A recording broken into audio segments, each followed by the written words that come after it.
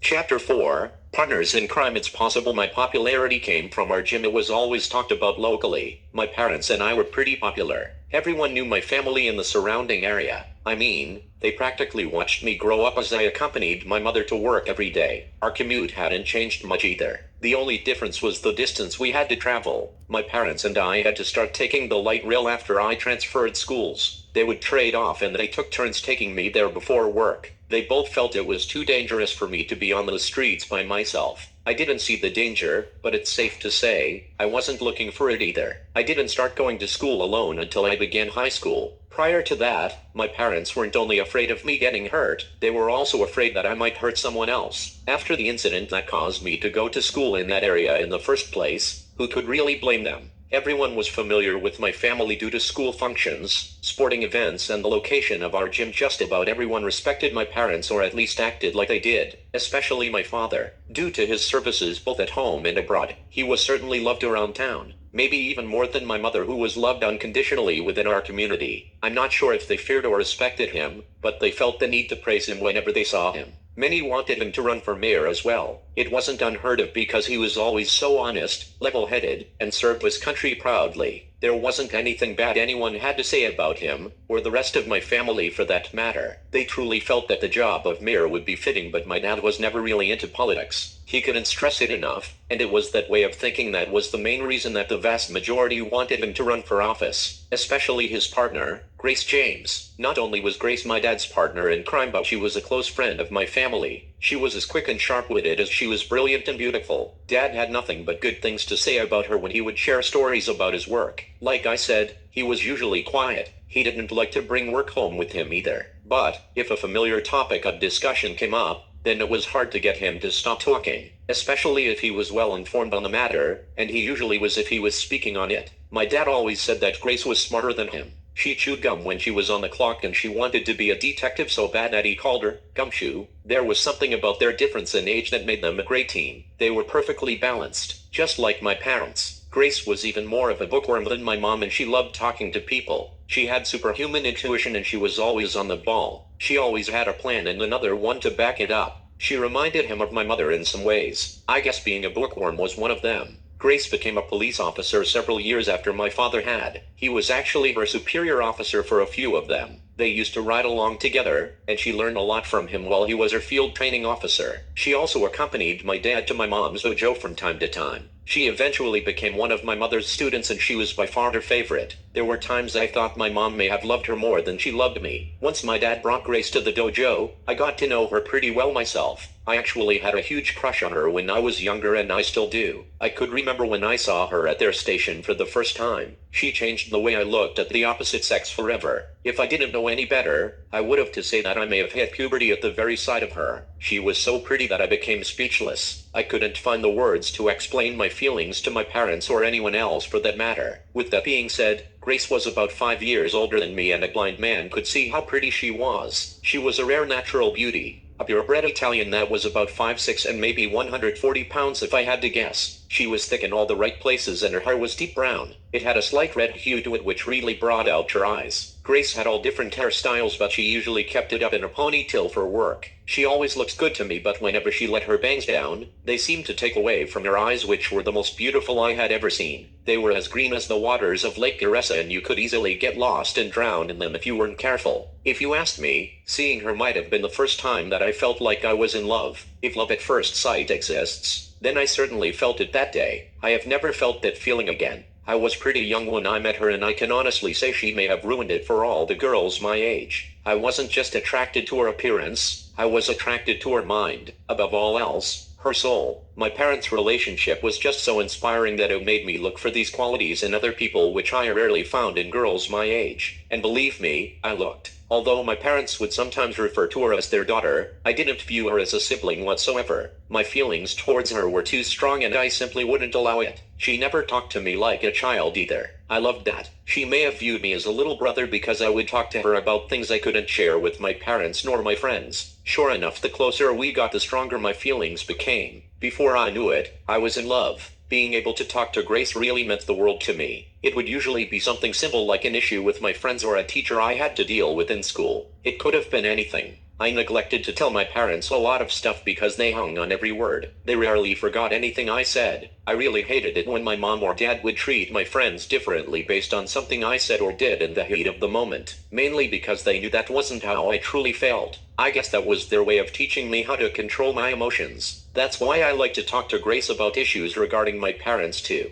Most of these situations seemed like a big deal at the time, but the weight was a lot lighter after I was able to talk to Grace about them. I was always able to vent to her and get everything off my chest, always. Ever since I met her, there wasn't a girl my age that I could talk to about my problems, especially my feelings about Grace. On top of that, most of my close friends seemed too immature to really understand the kind of things that were on my mind. For that reason alone, I had to keep a lot of things to myself. That's why I felt that I really loved her. I may have been too young to know what those feelings were at that time, but something felt right about it. I expected my infatuation to go away as time passed, but they didn't. They never did. I don't think I'll ever feel that way about another person again, for that matter. All it took was a glimpse of Grace and it simply made my day. It didn't matter what mood I was in. I could have been mad or sad or even happy. Nothing mattered. Everything around instantly vanished with just a glimpse of her captivating beauty. There was something about her, something that I couldn't explain in words. Her entire being was far too angelic to be anything other than God sent. The night that my parents invited her out to dinner was the first time that I saw Grace with her hair down. It changed my life completely. All the feelings I had for her from the start rapidly multiplied by 10. Once again, Grace became the most beautiful person I'd ever seen. Whoever her parents were,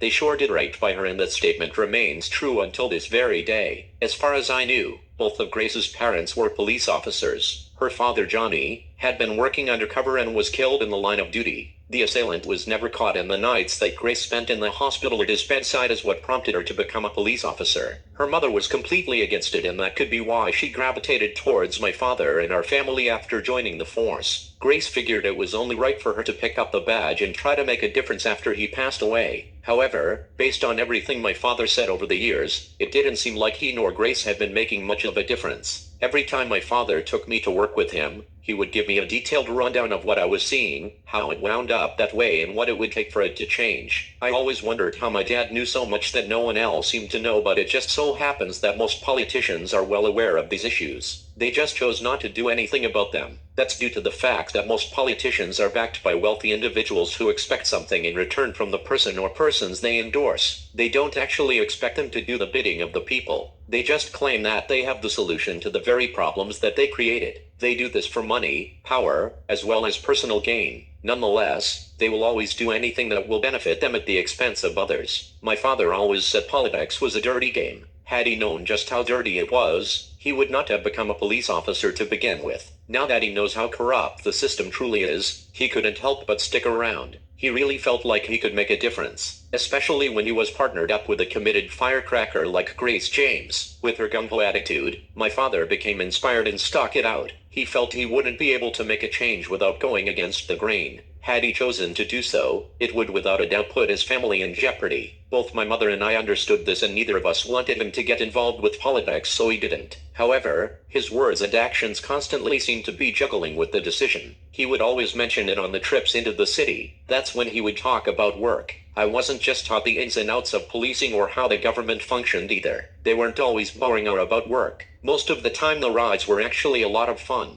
I even got a chance to take the wheel every now and then. You know, as long as I didn't tell Mom. Speaking of which, I actually spent a lot more time with my mom than I did with my dad. Because of that, Mom knew what to expect from me better than my father did. He was always working, and he had a schedule that was always changing. It could have been morning, afternoon, or night. Nothing was ever set in stone. On the other hand, my mother was able to work around his schedule because she was her own boss. I spent a lot more time with her, and I did it at the dojo. That enabled me to become the master of the arts that I am today. I loved the time I spent with her, but I may have cherished the moments with my dad a little more because the time we spent together was limited. Both Mom and Dad really knew how to trade off as parents. They really gave me the attention I required, but the memories I had with my father were clearer than those I shared with my mom. He knew what I liked and how to get me excited for whatever it was he was planning. Regardless of how much I enjoyed a day with Dad, Mom knew how to keep me happy and entertained throughout the week. A lot of our relationship was repetitive, and I liked that.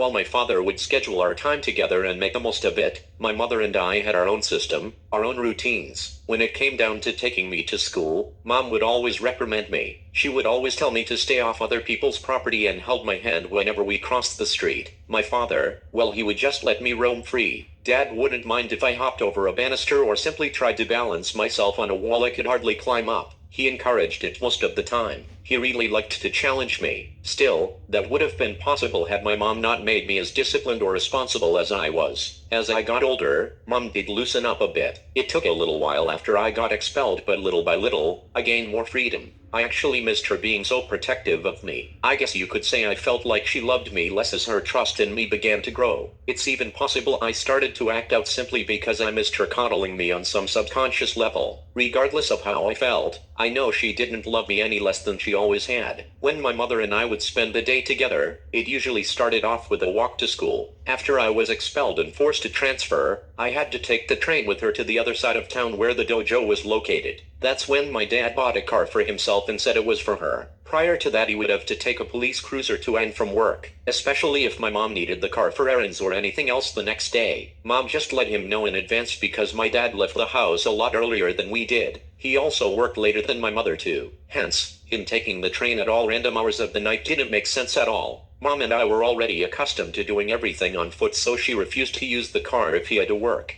Due to the fact my new school wasn't far from the dojo and we walked a similar road every day, Dad wound up using the car most of the time. The wheels would have cut into my time with her anyway, and Mom didn't like that. Neither did I, to be honest. Like I said, she was very organized and routine was everything for us. My father was very dependent, but his random work schedule didn't allow him to be as available as my mother was. That's why she had to make sure she made it to every game, every meeting, every function, on time, every time. My family only had one car because that was all we needed. My parents always seemed to find ways to make things work. We only lived about 10 minutes from the train station, which wasn't far from my high school at all. It was less than a 10-minute walk from the dojo. My parents chose to move into that house after my mother became pregnant with me. They knew they needed to be close to home and close to work in case of an emergency. There were also several schools close by which also worked in their favor. Needless to say, my mother and I made the most of the extra time we spent together. After school, Mom would take me to the candy store if I was good. I would get my favorite snacks before we went and got lunch. If it was warm, Mom would take me for gyro burgers and ice cream. If it was cold out, then we usually went for my favorite food, spicy miso ramen. Whenever I misbehaved, my mom wouldn't even walk on the side of the street that the candy store was on. It all depended on how well I behaved. For the most part, I was good. Therefore, I had a lot of cavities.